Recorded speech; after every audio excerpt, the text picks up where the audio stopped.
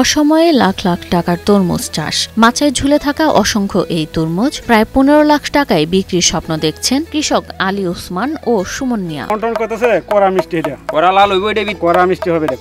নেত্রকোনা জেলার কেন্দুয়া উপজেলার গড়াডোবা ইউনিয়নের বাসাটিয়া ও পাথারিয়া গ্রাম। দীর্ঘদিন ধরে এই অঞ্চলের কৃষকেরা ধান ও সবজির আবাদ করলেও নতুন সম্ভাবনা খুঁজে পেয়েছেন তরমুজ চাষে। গেল বছর অল্প জমিতে চাষ করে ভালো মুনাফা পান আলী ওসমান। আমরা আগে যে কৃষি করতাম, লাউ কুমড়া জিঙ্গা বাঞ্জি, তেমন একটা সুফল পাইতাম না।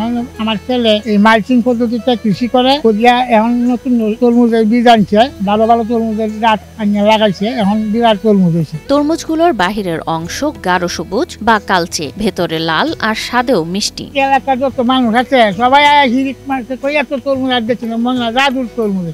অনেকে কয়েক জাদু করে তরমুজ আনতে রাখি, বিরাট মিষ্টি, লালও যেমন মিষ্টিও তেমন। মাত্র ৭০ দিনেই এ জাতের তরমুজের ওজন হয় ১ থেকে ৫ কেজি পর্যন্ত। বর্তমানে ক্ষেত থেকে বিক্রি হচ্ছে ৪০ থেকে ৫০ টাকা কেজি দরে। ২০০০ টাকা ৫০ টাকা কেজি বেচতেছি। আর একটা তরমুজ ৪ কেজি, ৫ কেজি, ৩ কেজি, ২.৫ কেজি এরকম হইতেছে। আধুনিক পদ্ধতিতে অসময়ে তরমুজের আবাদ করে সফল হয়েছেন তিনি। তরমুজগুলো বাহিরে দেখতে গাঢ় সবুজ রং হলেও ভেতরে লাল, খেতে বেশ ভালো হওয়ায় বাজারে চাহিদা রয়েছে।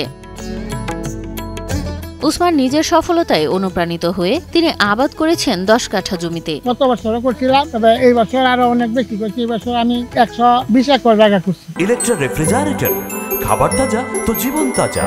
ইলেকট্রা, ফ্রিজের রাজা। শুধু তাই নয়, উসমানের এই সফলতায় উদ্বুদ্ধ হয়ে একই গ্রামের সুমন মিয়া ৫ কাঠা জমিতে আবাদ করেছেন গ্রীষ্মকালীন তরমুজ। ভালো তরমুজ হয়েছে, এটা দেখিয়া আমি এই চিন্তা করলাম যে আগামী বছর আমরা তরমুজ করব। সুমনের খরচ হয়েছে প্রায় ১ লাখ টাকা। ৪ লাখ টাকার মতো বিক্রি হবে বলে আশা করছেন তিনি।